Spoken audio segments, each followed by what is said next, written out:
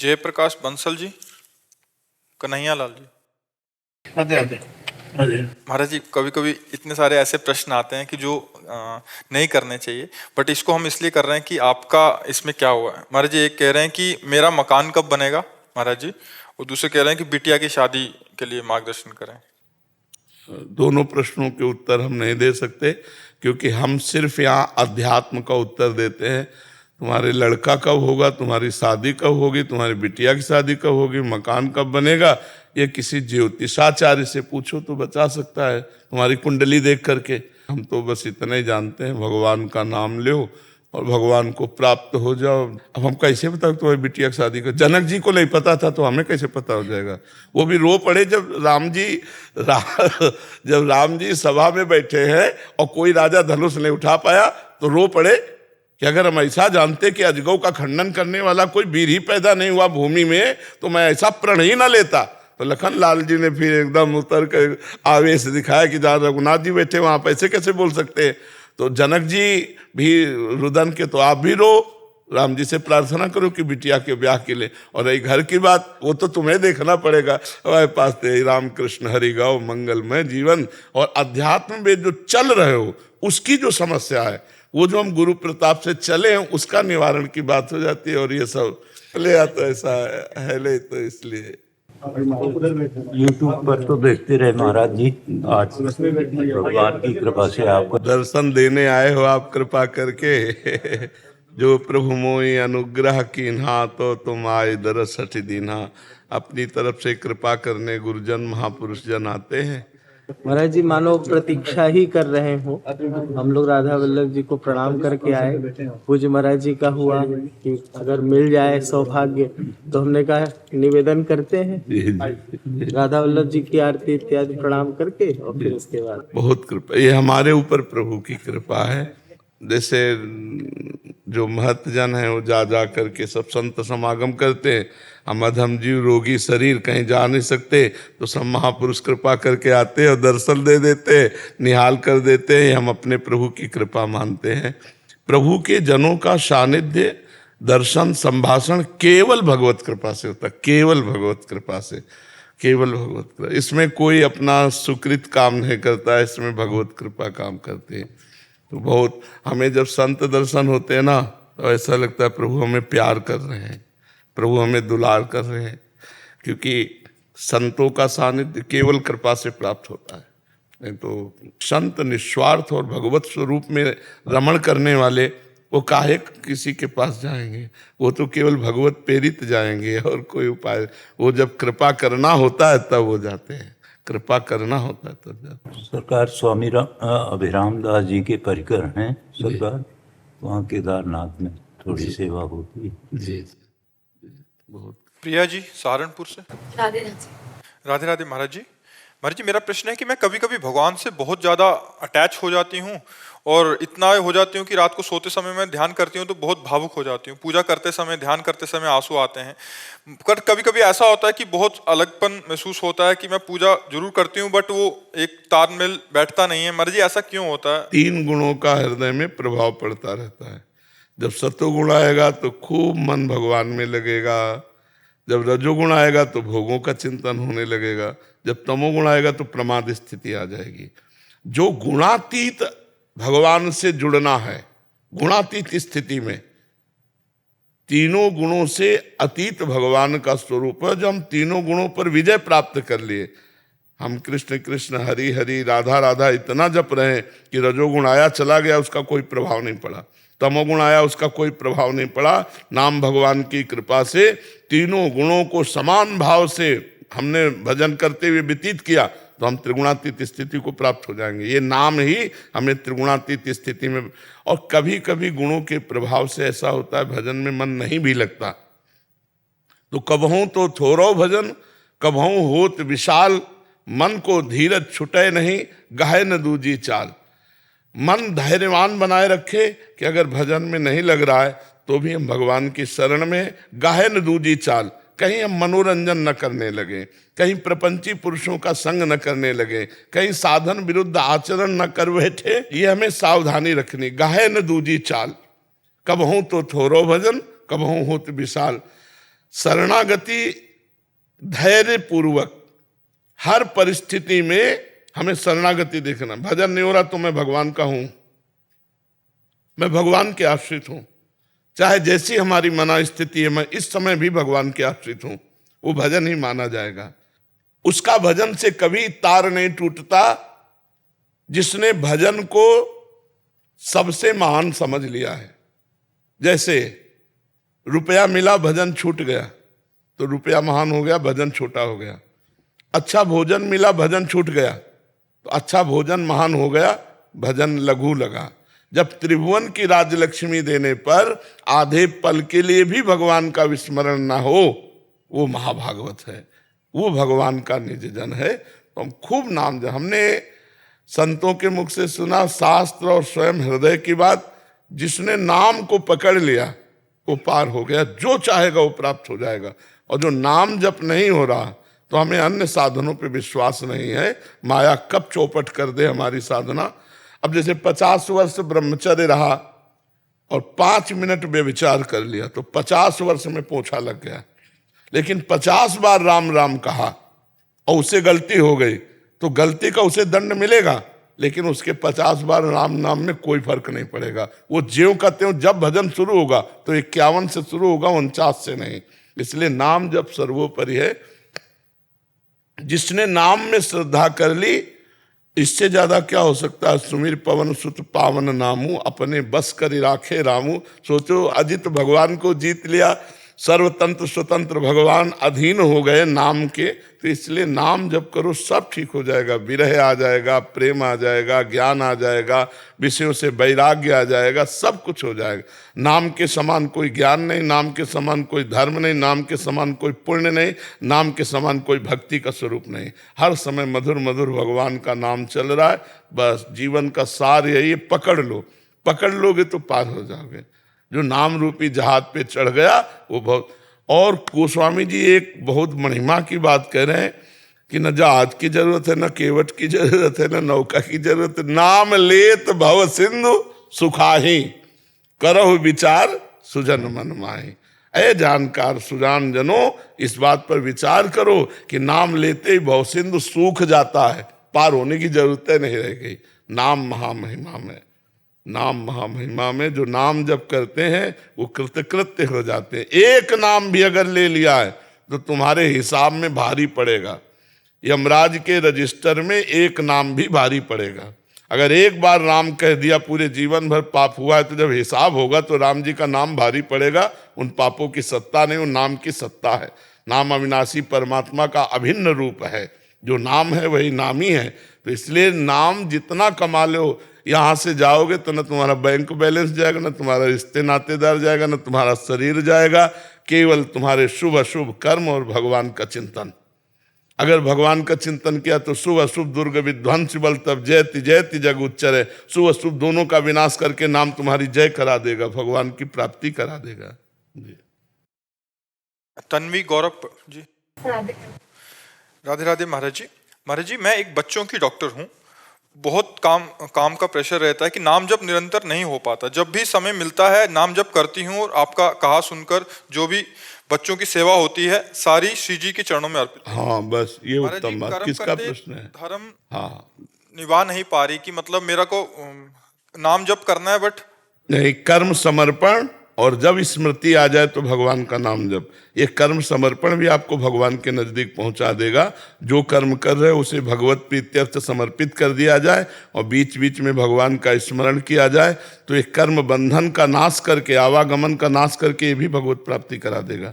पर बीच बीच में नाम जब स्मृति आ जाए तो नाम जप करो, नहीं तो जो एकाग्रता पूर्वक कर्म कर रहे हो तो उसमें भगवत भाव करे कि जैसे ये बच्चे रूप में भगवान आए हैं, ये बीमार रूप में भगवान आए हैं, अब इनकी औषधि रूप से हमें पूजा करनी है। तो अगर हम वो कर्म भगवत भाव से किया और भगवान को समर्पित कर दिया तो भगवत प्राप्ति कराने में समर्थ हो गया। अच्युत भावना से युक्त जो भी क्रिया की जाती है वो भगवत प्राप्ति कराने में समर्थ है। थोड़ा सा भी निष्काम या समर्पण किया हुआ कर्म हमारे अनंत जन्मों के दुष्कृतों का नाश करने का बहुत बड़ा काम करता है। थोड़ा सा भी निष्काम कर्म या थोड़ा सा परहित का कर्म या थोड़ा सा भी भगवत समर्पित कर्म हमारे उद्धार के लिए अपना काम शुरू कर देता है। इसलिए प्रत्येक दिन प्रत्येक समय जो भी कार्य करो वो लाडले ठाकुर जी को समर्पित कर दो और बीच बीच में नाम स्मरण करते रहो। कोई चिंता की बात नहीं, बस असत कर्म न बनने पावे। लोभ या भय से हम कोई असत कर्म न कर ले तो हमें जो सत्कर्म कर रहे हो भगवत अर्पित कर रहे हैं तो हमें भगवत प्राप्ति हो जाएगी। अर्पित मिश्रा जी कानपुर से। श्री हरिवंश महाराज जी, आपके चरणों में कोटि कोटि प्रणाम। महाराज जी, आध्यात्मिक प्रकृति के लिए अहंकार का त्याग कैसे किया जाए, जबकि सामाजिक जीवन में आत्मसम्मान बनाए रखने की भी आवश्यकता होती है। आत्मसम्मान और अहंकार आत्मसम्मान जानते हो किसे कहते हैं? देहाभिमानी जीव देह को आत्मा मान रहा है और उसे सम्मान समझता है। आत्म अपमान कोई कर ही नहीं सकता, क्योंकि आत्मा के सिवा कोई है ही नहीं, एक ही आत्मा है। जैसे 1000 घड़ों में सूर्य 1000 दिखाई देते हैं तो 1000 सूर्य थोड़ी हो गए, सूर्य तो एक ही है। और डंडा मार करके 1000 घड़े फोड़ दिए तो क्या सूर्य पे डंडा लगा क्या? वो तो घड़े का तो आत्मा का कभी अपमान हो ही नहीं सकता। वो सूर्य की तरह सब में प्रकाशमान है, उसी के प्रकाश से सब संचलित हो रहा है। आत्मा कहीं है थोड़ी, ऑपरेशन करके देख लो। आज तक कोई आपका अल्ट्रासाउंड, एक्सरा या कोई सिटी स्कैन आदि कहीं पकड़ पाया हो ना? अंतःकरण को पकड़ पाया तो फिर आत्मा से तो अंतःकरण प्रकाशित, मन पकड़ पाया क्या कि ये मन है, ये बुद्धि है, चित्त है, अहंकार है। हमारा देहाभिमान, जाति अभिमान, कुल अभिमान, विद्या अभिमान, ये मान प्रतिष्ठा, ये सब अविद्या जनित है। किसी भी तरह अहंकार करने की जरूरत नहीं है। जो सम्मान है वो कलयाति घोर गर्लम नीचा अपमानम शुद्धा। मान लो किसी ने आपको गाली दे दिया, आप मुस्कुरा के चल दिए, ये हुआ आपका आत्मज्ञान कि आप देहाभिमान रहित पुरुष हैं। दूसरे के द्वारा किए हुए अपकार, तिरस्कार, अपमान आदि को आप मुस्कुरा कर सह कर चल दिए। जो देहाभिमानी जीव होगा वो 2 गाली देगा, वो 4 गाली देगा। जो अध्यात्म मार्ग का पथिक है तो उसको सम्मानम कलयाति घोर गरलम, सम्मान घोर विष है, नीचापमानम शुद्धा। नीच पुरुषों द्वारा किया गया अपमान अमृत के समान है, क्योंकि वो देहाभिमान का नाश करके अमृतत्व प्रदान करता है। यम ही न व्यथ्यन्ते ते पुरुषम पुरुषर्षभ सम दुखा सुखाधीरम सो अमृतत्वाय कल्पते। जो मन बुद्धि चित्त अहंकार को परमात्मा में स्थित रखता है वही धैर्यवान होता है।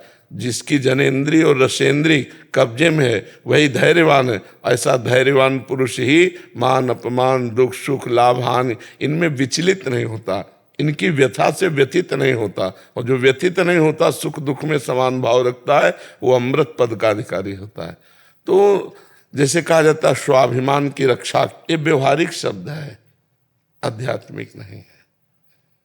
स्वाभिमान की तो अमृत, तो स्व आत्मस्वरूप, अहम जो मैं है वो ब्रह्म स्वरूप है।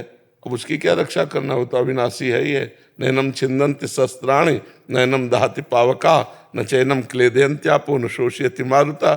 उसका तो ना आग्नेयास्त्र, न वायवास्त्र, न वरुणास्त्र, ये कुछ कर नहीं सकते, तो वो तो सुरक्षित है ही है। बात आती है देहाभिमान की कि अब हमारे कोई देहाभिमान में तो फिर चोट लगती है अंतःकरण में। तो संसारी पुरुष है, व्यवहारिक पुरुष, आध्यात्मिक पुरुष तो नहीं है। आध्यात्मिक पुरुष मान अपमान से ऊपर उठने की चेष्टा करता है या ऊपर उठा हुआ होता है। और संसारी पुरुष इसी में तो जान की बाजी लगा देते हैं लोग। जितनी जेल भरी है ये सब अभिमान से भरी, विद्या का अहंकार, रूप का, कुल का, जाति का, धन का, विविध प्रकार का जो अहंकार है, इसी से सब जेल भरी हुई है। तो ये देहाभिमानी जीव की बात है। भरी सभा में महापुरुषों का अपमान होता है, वो मुस्कुरा कर चल देते हैं। ये उनकी क्षमता है अध्यात्म की। ये क्षमताहीन पुरुष होते हैं जो अपमान होने पर विचलित होकर के पुनः अपमान कर देते हैं अपमान करने वाले का। अध्यात्म की तो इतनी क्षमता है कि एक हाथ में कोई चंदन लगावे और एक हाथ में कोई पिटाई करे, दोनों के प्रति समान भाव रखे, वो अध्यात्म का प्रतीक है। समझ पा रहे हो आप? जगन्नाथ दास जी कनाडा से। राधे राधे। राधे राधे महाराज जी। महाराज जी, भक्ति मार्ग पर चलते हुए हमने अक्सर पाया है कि एक साधक दूसरे साधक को या दूसरे संप्रदाय के साधक को विरक्त ग्रस्त विरक्त को जज करता है, मतलब उसका जांचता है, जांचता है, हाँ। गुण अवगुण दोष जी दर्शन। महाराज जी, इस वृत्ति को वो साधक नहीं, वो साधक नहीं, वो प्रपंची है। साधक तो सब में भगवान को देखने की चेष्टा करता है, वो सब में भगवान की भावना करता है। अपने संप्रदाय को श्रेष्ठ समझकर दूसरे संप्रदाय के पथिकों को अवहेलना, निंदा या दोष दर्शन करना, उनको नीचा मानना, ये मायाकृत है, ये मायाकृत जाल है। इससे बचना चाहिए। अगर साधक अपने संप्रदाय को उच्च नहीं मानेगा तो चल नहीं पाएगा। तो अपने संप्रदाय को तो उच्च मानना और सबको भगवान मानना है, तो हम निंदा स्तुति करेंगे नहीं, क्योंकि सब में अपना प्रभु विराजमान। और ये सत्य शास्त्रीय बात है। मत्ता परतरम नान्यत किंचिदस्ति धनंजय, हे धनंजय किंचन मात्र मेरे सिवा और कोई है नहीं, तो सब में मेरा प्रभु विराजमान है। और मैं भगवत मार्ग में जिसमें चल रहा हूँ, मेरे गुरुदेव ने जो मुझे दिया वो मेरे लिए सर्वश्रेष्ठ है, उनको जो गुरुदेव ने दिया वो उनके लिए सर्वश्रेष्ठ है। तो सबको गुरुदेव भगवान आचार्य रूप में, गुरुदेव के रूप में आकर भगवान सतमार्ग देते हैं। तो जो जहाँ चल रहा है वो बहुत बढ़िया चल रहा है, लेकिन हमारे लिए सर्वश्रेष्ठ है, ऐसे भाव से चला जाता है। जो दूसरों का छिद्रान्वेषण करते रहते हैं, गुण दोष दर्शन करते रहते हैं, वो साधक नहीं होते, वो प्रपंची होते हैं, वो अविवेकी होते, अज्ञानी होते हैं। सुनो तात मायाकृत गुण और दोष अनेक, गुणया उभय न देखी, देखी सो अविवेक। न किसी में गुण देखना है, न किसी में दोष देखना है। अगर गुण दोष देखता है तो अज्ञानी है, और परमात्मा भाव देखता है वो ज्ञानी है, जो सब में अपने भगवान को देखता है। फुर्सत नहीं है भजनानंदी को ये सब प्रपंच करने की, कि वो साधक कैसे चल रहा है, वो कौन से संप्रदाय का, कुछ मतलब नहीं। जो सामने आए सब मेरे भगवान हैं, चले गए खत्म, अपने भगवान में स्थित है, किसी से कोई मतलब नहीं।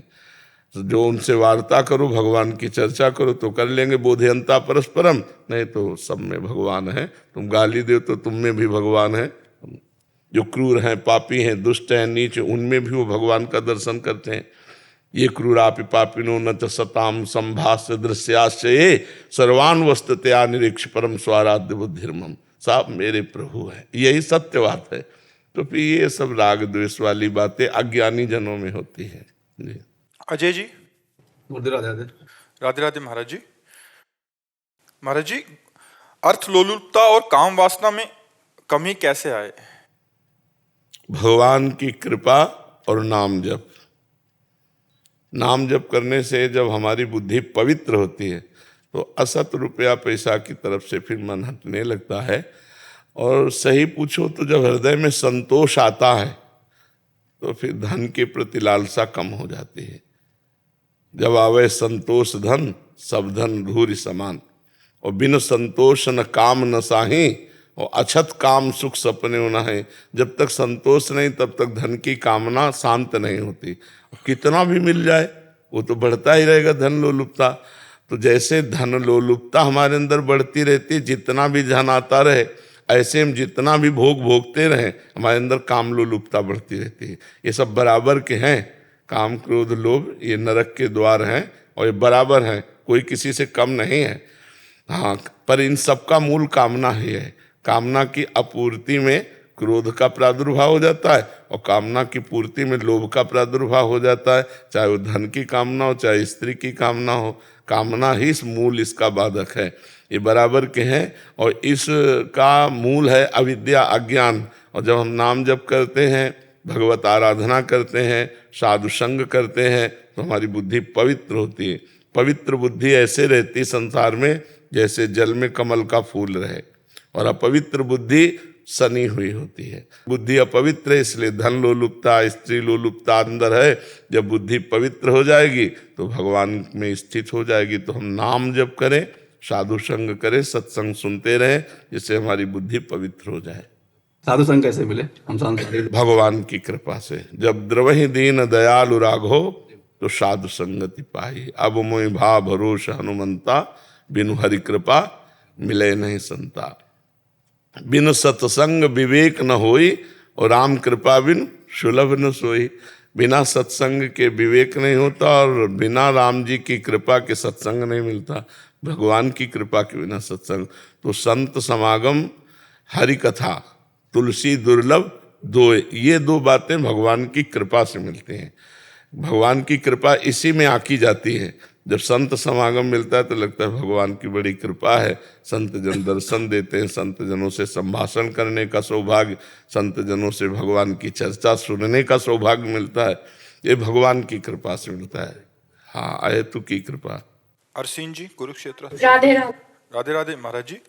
महाराज जी, जब हम भाई जी बाबा जी की दुर्लभ स्थिति का वर्णन सुनते हैं तो हमें पता लगता है कि उन्होंने महाभाव की प्राप्ति की जो अतिशय दुर्लभ है। महाराज जी, क्या ऐसी स्थिति आज के समय में भी प्राप्त की जा सकती है या ये सिर्फ उन्हीं के लिए बनी थी? नहीं नहीं नहीं, कोई स्थिति किसी के नामे नहीं है, सब स्थिति सबके लिए है।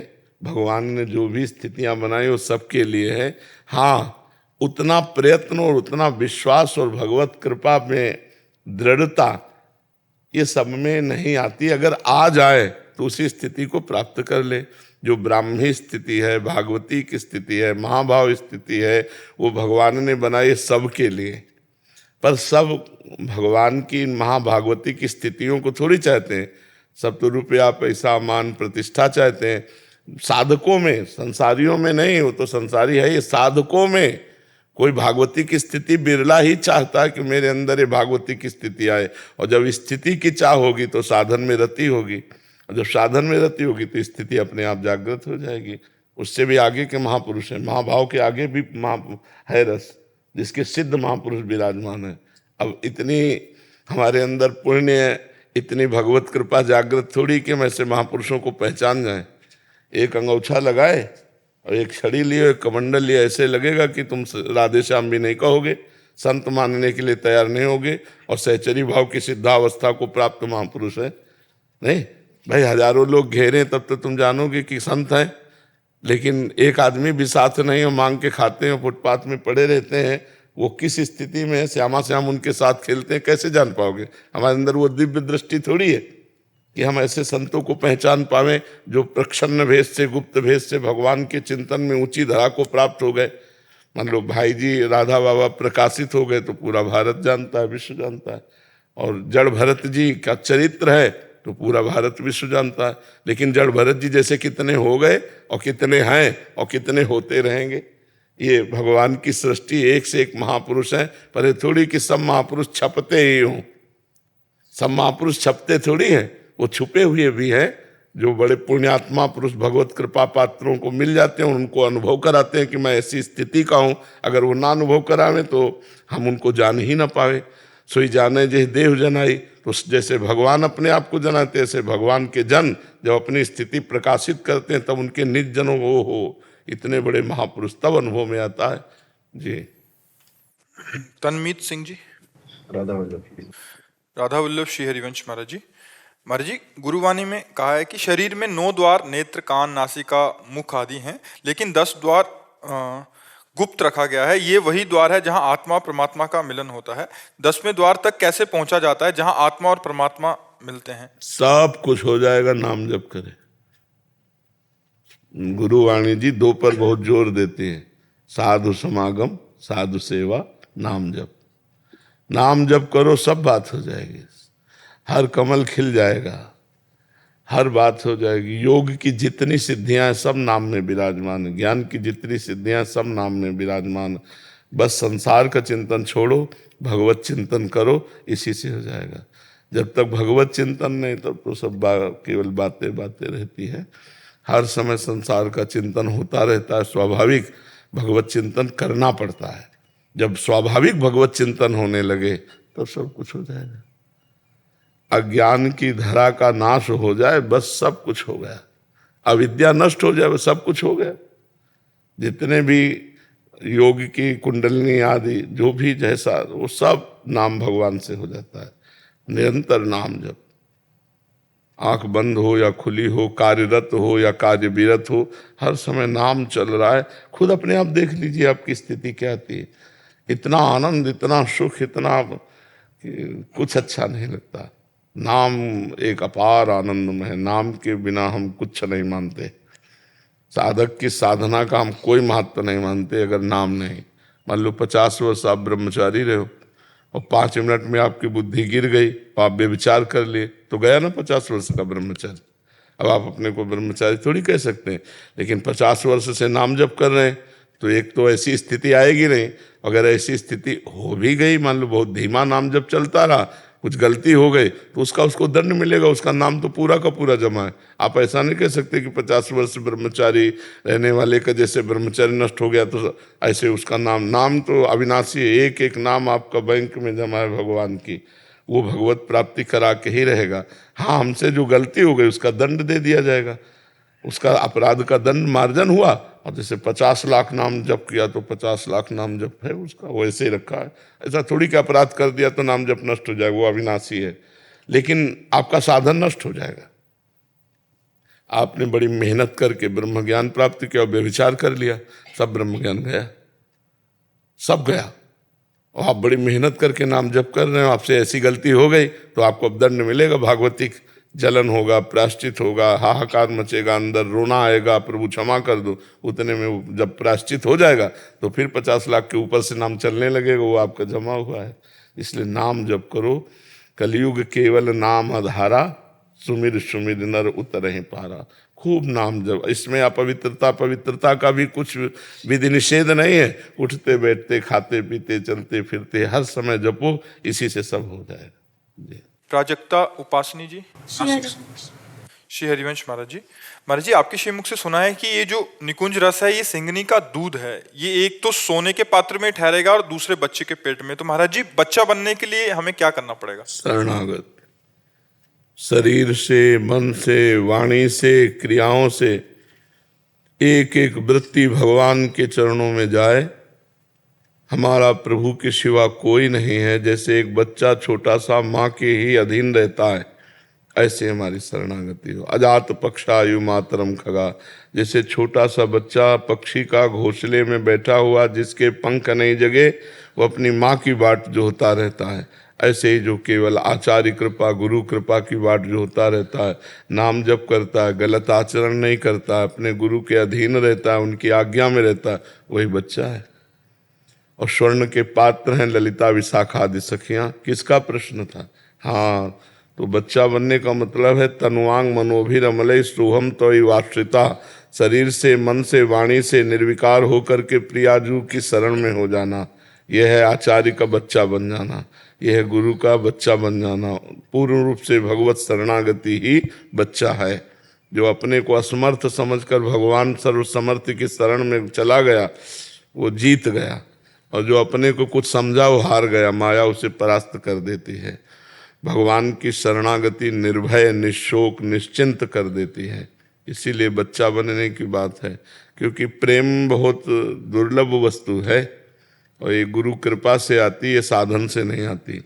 यह गुण साधन ते नहीं हुई, तुम्हारी कृपा पाओ कोई कोई। भगवान की कृपा, गुरु की कृपा, आचार्य की कृपा से कोई बिरला प्रेम पात्र बनता नहीं। भगवान से प्रेम कहाँ? शरीर से प्रेम और शरीर संबंधियों से प्रेम, शरीर संबंधी भोगों से प्रेम। भगवान से प्रेम तो भगवान की कृपा से होता है। वो जब कृपा करें तो हो सकता है नहीं। इतनी छोटी छोटी माया की आसक्तियां हैं कि जीव उन्हीं को नहीं काट पाता। संपूर्ण माया की आसक्ति तो बात जान। जो तम्बाकू खाते हो तम्बाकू नहीं छोड़ सकते, जो बीड़ी पीते हो बीड़ी नहीं छोड़ सकते। छोटी छोटी वस्तुएं बांधे हुए जीव को हैं। फिर और शरीर बंधन, भोग बंधन, काम क्रोध लोभ मोह मद मत्सर, पूरी बाजार लगी हुई। तो बच्चा बन गया तो भगवान की कृपा रूपी गोद में बैठकर माया से निकल गया। और जो थोड़ा सा भी अपने को कुछ समझा, उसे चेकिंग किया तो माया उसे फेल कर देगी। इसीलिए कई बच्चा के पेट और घट करे विनाशन। ये ललिता सखी उपासना है। सिंहिन को छीर है, सिंहिन को छीर रहा कुंदन के बासन, कई बच्चा के पेट और घट करे विनाशन। वही जीत सकता है जो आचार्य गुरु का बच्चा बन गया, वही माया पर विजय प्राप्त कर लेता है। नवल किशोर जी, फरीदाबाद से। राधे राधे महाराज जी। गुरुदेव, हमारे 3 शरीर, स्थूल सूक्ष्म कारण। गुरुदेव, सजा किस शरीर को मिलती है, नरक आदि में या कहीं भी? मन को। सारा का सारा दुख सुख का भोक्ता मन है। देखो, स्वप्न में आपने देखा कभी आप दुखी सुखी हुए? स्वप्न में आपको कोई दुखद स्वप्न या सुखद स्वप्न तो जीवन में आते ही है। तो स्थूल शरीर तो सैया पे सोया हुआ होता है, और जो स्वभाव है वो सतोगुणी, रजोगुणी, तमोगुणी होता है। वो भोक्ता नहीं होता है। भोक्ता होता है सूक्ष्म शरीर, जिसमें मन है, बुद्धि है, चित्त है, अहंकार है, 5 ज्ञानेंद्रियां है। जो सूक्ष्म शरीर है वो इनसे बना हुआ है, मन, बुद्धि, चित्त, अहंकार, 5 ज्ञानेंद्रियां। और जीवात्मा जो उसके साथ लगा हुआ है सूक्ष्म शरीर के, तो भोक्ता है मन, बुद्धि। और भूल से जीव अपने को भोक्ता मान बैठा है। इसलिए वो जब तक अंतःकरण का बंधन नहीं टूटेगा तब तक उसका जन्म मरण नहीं छूटेगा, नरक स्वर्ग नहीं छूटेगा। तो इसीलिए अगर मन भगवान में लग गया तो फिर कुछ नहीं भोगना पड़ेगा, वो मुक्त हो गया। मन विषयों में लगा हुआ है तो फिर बार बार जन्मना मरना पड़ेगा। सूक्ष्म शरीर को भोगना होता है, सूक्ष्म शरीर को। वही नरक में जाके, जैसे यहाँ स्थूल देह पा गया मानव का, तो नरक में जाकर सूक्ष्म शरीर जीवात्मा साथ ही लगा हुआ है, वो जाकर के यातना देह प्राप्त करता है तो नरक के भोग भोगता है। स्वर्ग में जाकर देव देह प्राप्त करता है तो स्वर्ग के सुख भोगता है। यहाँ मृत्यु लोक में आकर मानव देह को प्राप्त करता है तो यहाँ के दुख सुख भोगता है। भोगता है सूक्ष्म शरीर, अपने स्वभाव के अनुसार वो कर्म करवाता है। कारण शरीर है स्वभाव, वो कर्म प्रेरित करता है सूक्ष्म शरीर। और जीवात्मा उसमें आसक्त है, वो यद्यपि अलग है पर उसमें आसक्त होने के कारण उसको दंड भोगना पड़ता है कि सूक्ष्म शरीर के साथ उसे जन्मना पड़ता है, सूक्ष्म शरीर के साथ उसे मरना पड़ता है। ना मरना होने पर भी, जैसे स्वप्न में हमारे लाठी चलाई जा रही तो ना लाठी है, ना चलाने वाला है और ना पिट रहा है, लेकिन फिर भी उसको पीड़ा होगी। जब तक जगेगा नहीं तब तक पीड़ा होगी उसको। ऐसे ही जब तक भगवान की प्राप्ति नहीं होगी तब तक ये सूक्ष्म शरीर सुख दुख और जन्म मरण का ये जो अविद्या जनित चक्र है ये भोगना पड़ेगा, ये भोगता रहता है। सुषमा जी हिमाचल प्रदेश से। राधे राधे प्रभु। राधे राधे महाराज जी, आपके चरणों में कोटि कोटि प्रणाम। महाराज जी ये कह रहे हैं कि 1998 में कारगिल की एक दुर्घटना में इनके जो पतिदेव थे घायल हो गए और इनको ऐसी खबर मिली कि वो खत्म हो गए हैं और वहीं पे उनका अंतिम संस्कार कर दिया गया है। गुरुदेव ये कह रहे हैं कि इनका दिल अभी भी मानता नहीं है कि वो इस दुनिया में नहीं है। 26 साल हो गए और अभी तक मतलब ये यकीन नहीं कर पा रही, इसलिए इन्होंने उनका कोई भी जो भी क्रियाक्रम होता है आज तक नहीं किया। तो महाराज जी कह रहे हैं कि मैं इस बात को कैसे निकालूं, समझ में नहीं आता कि मैं पागल हो गई हूँ या सच में भगवान कुछ और ही चाहते हैं, कुछ नहीं पता। कृपया महाराज जी मार्गदर्शन। आप नाम जप करो, आप यही मानती रहो कि वो है, ठीक है। नाम जप करती रहो, यही मानती रहो, आप मत मानो ऐसा। और जैसे एक सुहागवती स्त्री रहती ना, वैसे ही आप रहो और भगवत भावना कर लो। और आप कोई साधारण नारी नहीं हो, एक वीर पुरुष की आप पत्नी हो जो हमारे राष्ट्र के प्रति समर्पित रहा।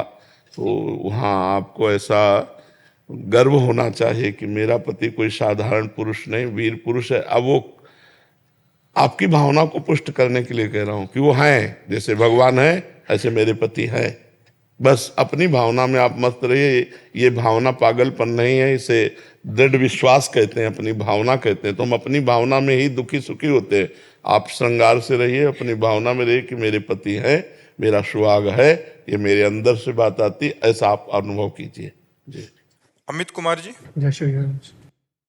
महाराज जी गीता में बताए गए 3 मार्ग, ज्ञान योग, भक्ति योग और कर्म योग में से कौन सा मोक्ष के लिए सर्वोत्तम है? तीनों मोक्ष प्रदान करने में समर्थ है, पर इसमें अपने अधिकारानुसार चला जाता है। भगवान ने 3 मार्ग अधिकार के अनुसार बनाया। जो घोर बैरागी है, सहनशील है, कहीं कोई आसक्ति नहीं, उसको ज्ञान मार्ग में। और जो कर्मठी, कर्म करने में बहुत प्रवीणता, उसे कर्म मार्ग में, कर्म योग मार्ग में। और जो ना अधिक वैरागी है ना अधिक भोगी है, उसको भक्ति मार्ग में चलना चाहिए। अपने अधिकारानुसार यदि मार्ग चलेंगे तो हम सफलतापूर्वक निकल जाएंगे। जो ना अधिक वैरागी है कि घोर वैराग्य में जीवन भी नहीं है और घोर विषयी भी नहीं है, विषय भी आकर्षण भी है और वैराग्य भी है, वो भक्ति से चले तो वो ज्ञान को भी प्राप्त हो जाएगा, वैराग्य को भी प्राप्त हो। और जो घोर वैरागी है, कठोर नियमों का पालन करने में प्रवीण है, शरीर राग को विध्वंस कर दिया है, वो ज्ञान मार्ग का अधिकारी है। और जिसकी बहुत क्रिया करने में रति है, वो कर्म योग का अधिकारी है। अपने को देख लेना चाहिए कि मैं किस अधिकार से युक्त हूँ और उसी मार्ग के गुरु का आश्रय लेकर चल देना चाहिए। समझ पा रहे हैं आप? तीनों है मोक्ष प्राप्त कराने में समर्थ, भक्ति भी, ज्ञान भी, और कर्मयोग भी। तीनों भगवान की ही प्राप्ति के लिए भगवान के द्वारा ही निर्दिष्ट मार्ग हैं। तीनों भगवत प्राप्ति कराने में समर्थ है। भगवान ने वर्णन इसीलिए किया कि अधिकारानुसार जिसकी रुचि कर्म में हो कर्म मार्ग से, जिसकी रुचि भक्ति में हो भक्ति मार्ग से, जिसकी रुचि ज्ञान में हो ज्ञान मार्ग से उसी परमात्मा को प्राप्त करे। समझ पाए? विनोद सिंह जी। राधे राधे। महाराज जी, शरीर मन कहता है कि जो अभी जिम्मेदारी मिली है उसे पूरा करना ही गृहस्थ जीवन का धर्म है। शरीर तो जड़ है तो कुछ कहता है नहीं। मन जो कह रहा है कि जो जिम्मेवारी मिली है उसका कर्तव्य का पालन करो, बढ़िया है, पर साथ में नाम जप करते रहो। किसका प्रश्न है? पर दिमाग फिर भी शांत नहीं रहता। वो कहता है कि पूजा पाठ भगवान का नाम तो अंतिम धर्म है, तो सही धर्म क्या है? अशांत कर लो नरक जाके, जब भोग भाग के फिर कभी किसी कल्प में किसी युग में मनुष्य जन्म मिले तब फिर कर लेना। अरे भाई, ये मनुष्य जन्म तो निपट गया, अब कितना रह गया है? कै साल के हो? 42 साल। 42 साल। अगर मान लो हम इतना ही और प्लस करें तो अब डाउन वाला आएगा, ऊपर वाला तो नीचे गया, अब तो डाउन होने का आएगा। अगर अब 42 साल और जियो, आप मान लो हम कह रहे हैं कि इतना ही प्लस करो, बकाया 42 सेकंड का भरोसा नहीं है, पर अगर इतना और जो तो अब डाउन वाला आएगा। तो हमको वो समय बता दो जब भजन किया जाए। हमेशा ही करना चाहिए। हमेशा करना चाहिए, ये बुद्धिमानी की बात है, क्योंकि हम कभी भी मर सकते हैं। हम मृत्यु लोक में हैं, इसमें संकोच की बात नहीं कि मरने की बात, हम कभी भी मर सकते हैं। भरोसा नहीं हमारी श्वासों का, क्या भरोसा है इस जिंदगी का, साथ देती नहीं है किसी का। सम्मा बुझ जाएगी जलते जलते, दम निकल जाएगा आदमी का। भोजन की थाल सामने, कवल उठाया उसी में मुंह भरा गिर गए। कोई भरोसा है हम कब मर जाए? तो हम राधा राधा कृष्ण कृष्ण हरि हरि जप रहे हैं और हम मरने की तैयारी में, जब प्रभु बुलावे हम नाम लेकर भगवान के धाम में चले गए। अंतिम में भगवान का नाम निकले, उससे परम मंगल होता है। और जो कहते हो वृद्धावस्था में भजन होता है, तो हम आपसे कहते हैं कि अगर जवानी में अभ्यास नहीं किया तो बुढ़ापे में भजन कर ही नहीं सकते। जैसे हमने कभी पिस्तौल चलाना सीखा नहीं तो हमको आप दे दो, तो हम ईंट की तरह मारने का काम तो कर सकते हैं, लेकिन हम गोली चला नहीं सकते। हमें पता नहीं कैसे काम भरा जाता है, कैसे चलाया जाता है, अभ्यास नहीं किया। जब एक साधारण यंत्र पिस्तौल को चलाने के लिए अभ्यास की आवश्यकता है, तो असाधारण काम मन को भगवान में लगाने का अभ्यास नहीं किया तो बुढ़ापे में नहीं होता। फिर बुढ़ापे में वही होता जो जीवन भर किया है। जिन लोगों को लगता है बुढ़ापे में भजन कर लेंगे, नहीं नहीं, बिल्कुल धोखे की बात है। जवानी में अभ्यास कर लो तो बुढ़ापे में हो जाएगा भजन, और जवानी में अभ्यास नहीं किया तो बुढ़ापे में भजन नहीं होने वाला। देखो ना बूढ़ों को। महाराज जी, क्या केवल भ्रांति है कि बुढ़ापे में भजन होना चाहिए? यहाँ भजन की कोई उम्र है? नहीं, भजन की कोई उम्र नहीं है। जब मरने की कोई उम्र नहीं तो भजन की क्या उम्र? कभी भी मरा जा सकता है। गर्भ में भी लोग मर जाते हैं, बच्चे मर जाते हैं, पैदा होके मर जाते हैं, 5 वर्ष के मर जाते हैं, 10 वर्ष के मर जाते हैं। तो जब होश संभर जाए उसी समय से भजन शुरू कर दो तो कल्याण हो जाएगा। हम कह रहे भजन करने में क्या परेशानी? राधा राधा अंदर से बोल रहे, पैसा लग रहा है क्या? तुम्हारी समस्याओं का समाधान हो जाएगा, तुम्हारी बुद्धि शुद्ध हो जाएगी, तुम्हारे संकट निवृत्त हो जाएंगे, तुम्हारी आयु बढ़ जाएगी। सब लाभ ही लाभ, तो खर्चा 1 रुपया का नहीं। ऐसा धंधा कौन होगा सृष्टि में जिसमें लागत 1 पैसा की नहीं और सब लाभ ही लाभ है? वो है भगवान का नाम। और ये लोक परलोक सब जगह जाएगा, और यहाँ का रुपया तो बैंक में जमा रह जाएगा। अच्छा, इसका अभ्यास केवल करना है। देखो, लोग कहते हैं हमारे पास समय नहीं भजन के लिए। हम उनसे पूछते हैं कि 12 घंटा मेहनत करने वाला कोई बिरला ही होगा कि लगातार 12 घंटा मेहनत कर रहा है। हम आधा दिन दे देते हैं तुम्हें मेहनत के लिए, 12 घंटा, 6 घंटा सोने के लिए दे देते हैं, 12 6 18, और 18 और 2 घंटे भोजन के लिए दे देते हैं, 18 और 2 20, अब बचे 4 घंटे, 1 घंटे मनोरंजन के लिए दे देते हैं, अब बचे 3। हम 12 घंटे मेहनत करने वाले की बात कह रहे हैं। 8 घंटे वैसे प्राय होते हैं, पर ओवर टाइम भी करता हो तो 12 घंटे। 12 घंटे मेहनत करने के लिए, 6 घंटे सोने के लिए और 2 घंटे भोजन के लिए। 2-3 बार जो भोजन करो 2 घंटे दे दिए, और 1 घंटे मनोरंजन के लिए। अब क्या बचे? 3 घंटे। 3 घंटे भजन कर लो, महात्मा हो जाओगे। नहीं हो जाओगे? बेईमानी करते हैं लोग कि हमारे पास समय ही नहीं है भजन के लिए। हम कहते 12 घंटे बिल्कुल भजन न करो, 2 घंटे भोजन में लगा दो, 6 घंटे सोने में लगा दो, शेष जो बचा 1 घंटे मनोरंजन में लगा दो, 3 घंटे तुम भजन कर लो। लेकिन चाहे 10 घंटे ऐसे फालतू खर्चा हो जाए, 10 मिनट भजन में नहीं लगेंगे। और जब बात करो तो कहते हैं हम गृहस्थ हैं। अरे गृहस्थ तो हर समय तुम बैल की तरह थोड़ी लगे रहते हो। भजन के लिए बहुत टाइम है यदि हम ईमानदारी से करें। लोग गांव में बैठे ताश खेलते रहते हैं, बीच में हुक्का रख लिए पीते रहते हैं, प्रपंच की बातें करते रहते हैं। माया ऐसे समय को नष्ट कर रही है। अगर आप सावधानी से अपने समय का विभाग कर लें तो आपके लिए भजन के लिए बहुत टाइम है। फिर उठते बैठते नाम जप कर लें, 2-3 घंटे आप भजन करोगे तो बहुत भजन हो जाएगा। 2-3 घंटे बहुत होता है। हम कह रहे हैं 24 घंटे में अगर 24 मिनट शुरू कर दे भजन करना तो उसके जीवन का उत्थान हो जाएगा। अपने आप पता चल जाएगा कि देखो 24 मिनट भजन करने से हमारे जीवन में कितना परिवर्तन आ गया। तो ये कोई न सोचे कि जवानी में भजन न करेंगे तो बुढ़ापा में हम कर नहीं, बुढ़ापे में फिर नहीं होने, प्रपंच ही होता है।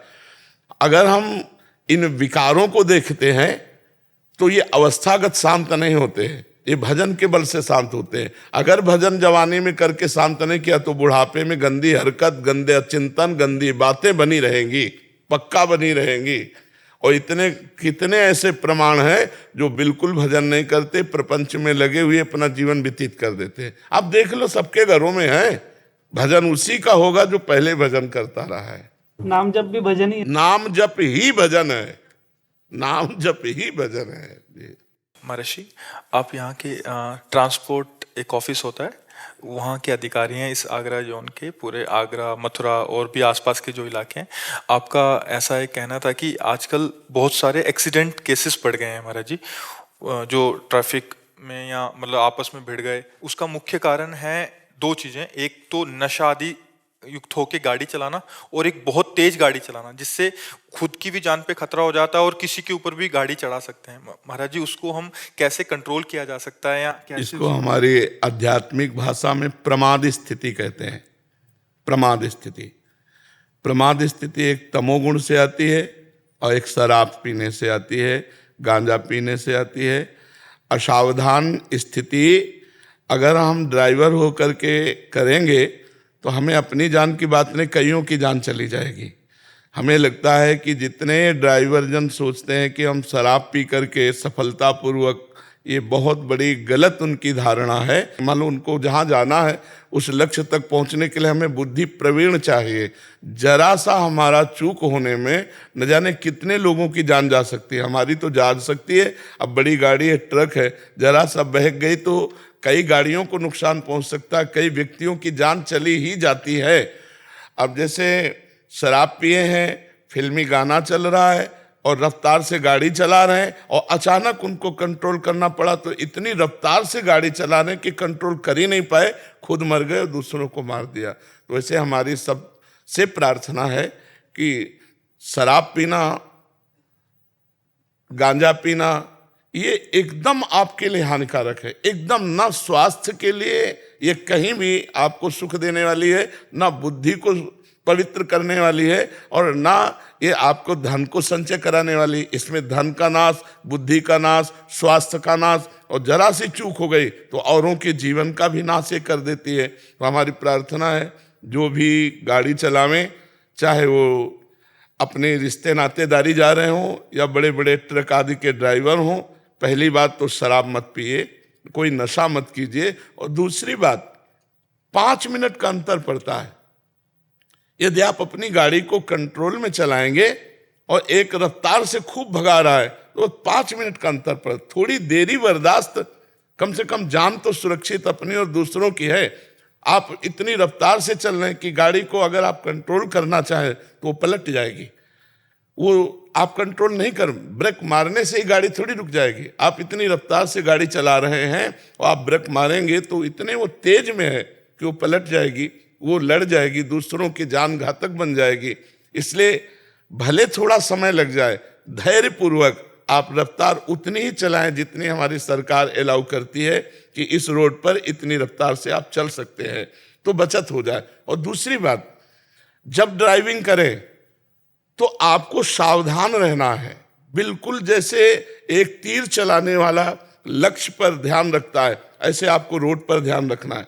मोबाइल से बातचीत मत करो, क्योंकि मोबाइल से सुनने में एक वृत्ति लगती है और एक बोलने में लगती है, तो हमारी जो लक्ष्य है ड्राइविंग, उसमें फिर हम चूक कर बैठते। अचानक कोई सामने आ गया तो फिर एक्सीडेंट हो जाए। मोबाइल से बात करना, शराब पीना, गांजा पीना और लक्ष्य पर दृढ़ न रहना, प्रमाद स्थिति में आ जाना, इसी से एक्सीडेंट होते हैं। तेज रफ्तार से एक्सीडेंट होते हैं, जिसमें अंग भंग हो जाना, प्राण चले जाना, या कई गाड़ियों में जिंदा लोगों का जल जाना, ये बहुत ही नुकसानदायक और बहुत ही हानिकारक है। इसलिए ये सावधानियां रखी जाए, हमारे सरकार के नियमावली के अनुसार चला भी जाए।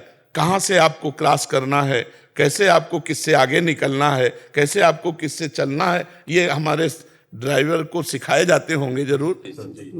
ये कानून तो होगा ही कि आप ऐसे यहाँ से क्रॉस कीजिए, आप ऐसे कीजिए, उसकी जानकारी होना चाहिए। लाइसेंस लेने के पहले हमको जानकारी होनी चाहिए कि हम ड्राइवर बनने जा रहे हैं तो हमारे रोड के कानून क्या है, हमारे रोड के नियम क्या है, और कोई व्यसन न करे।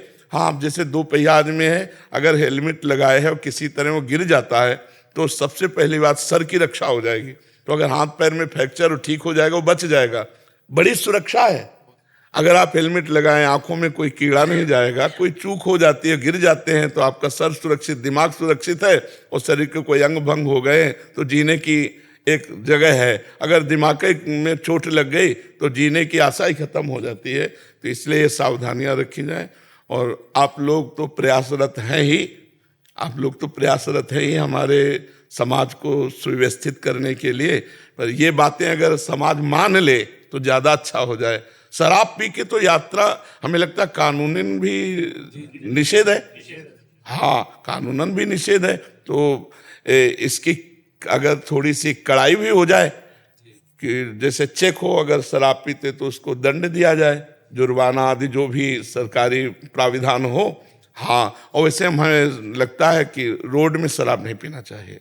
जो रोड में गाड़ी चलाते हैं, चाहे वो रिश्ते नातेदारी जाना हो, चाहे अपने लक्ष्य पे जाना हो, कभी भी हमारी जरा सी प्रमाद स्थिति कईयों की जान ले सकती है। मान लो कार ही है, जरा सा चूक हुई तो कई लोग मर सकते हैं। तो हमें लगता है सावधानी रखी जाए। महाराज जी, आप सभी सरकारी अधिकारी जन हैं या सरकारी विभाग में हैं, तो महाराज जी ये तो प्रश्न हो गया समाज के लिए। एक प्रश्न महाराज जी, ये क्या किन किन चीजों का ध्यान रखें जिससे ये धर्म पूर्वक भगवत प्राप्ति और इस जीवन के मनुष्य जीवन का भी हमारे शास्त्र ही इसके साक्षी हैं कि किस तरह से हमें चलना चाहिए। तो सबसे पहली बात, हमें भय और प्रलोभन से, अपने धर्म से च्युत नहीं होना चाहिए। किसी भी प्रलोभन में आकर हम अपने अधिकार का दुरुपयोग न करें, किसी भी भय से आकर हम अपने अधिकार का दुरुपयोग न करें। अगर हम गृहस्थ में हैं तो हम अपनी पत्नी के सिवा किसी दूसरी स्त्री की तरफ काम भाव से न देखें। जो हमें सरकारी पेमेंट मिलती है हम उसी से जीना सीखें। जो अधर्म का धन आएगा वो हमारे परिवार की बुद्धि भ्रष्ट कर देगा, हमारे बच्चों की बुद्धि भ्रष्ट कर देगा, अशांति पैदा कर देगा। और जो हमें खाली समय मिले, यदि हम नाम जप करें तो हमारा क्या घाटा हो जाएगा। राम कृष्ण हरि शिव, जो नाम प्रिय हो भगवान का, जब आपको समय मिला तो नाम जप कर लिया, और जो कर्म किया उसको पूजा मानकर भगवान के चरणों में समर्पित कर दो तो कर्मयोग बन जाएगा। जैसे आप 8 घंटे 10 घंटे ऑफिस में हैं, अपने जो कार्य कर रहे हैं, तो जब ऑफिस से उठे तो 1 सेकंड की बात है, भगवान की तरफ वृत्ति ले जाओ और सारे 8 घंटे 10 घंटे के कर्म भगवान को समर्पित कर दो। भगवत प्राप्ति कराने वाला कर्मयोग हो जाएगा। जब आपको बीच बीच में समय मिले तो राधा राधा राधा राधा, कृष्ण कृष्ण, हरि हरि, शिव शिव, राम राम, जो नाम प्रिय हो वो उसका स्मरण कर लीजिए। और उपदेश तभी लागू होता है जब हमारे आचरण ठीक हो। तो हम जो दूसरों को उपदेश सुनाने जा रहे हैं वो अपने लोगों में भी होने चाहिए कि हम कोई शराब न पिएं, हम कोई मांस न खाएं, हम अपने पद का दुरुपयोग न करें, हम किसी माता बहन की तरफ गंदी दृष्टि से न देखें। इसी से हमारा जीवन भगवान कृपा करके अपने चरणों में ले लेंगे, हमारा जीवन मंगलमय हो जाएगा। यदि हम भारत में फिर जन्मे तो मनुष्य योनि में जन्मे, और जो हमें पद मिला है इससे बढ़कर मिले और हम और समाज की सेवा कर सकें। अब हमारे ऐसे कर्म न बन जाएं कि हमें नीच योनियों में जाना पड़े, क्योंकि इतनी ऊंची चढ़ाई चढ़कर 84 लाख योनियों में 83,99,999 योनियों में एक ये अलौकिक है मानव देह। बड़े भाग मानुष तन पावा,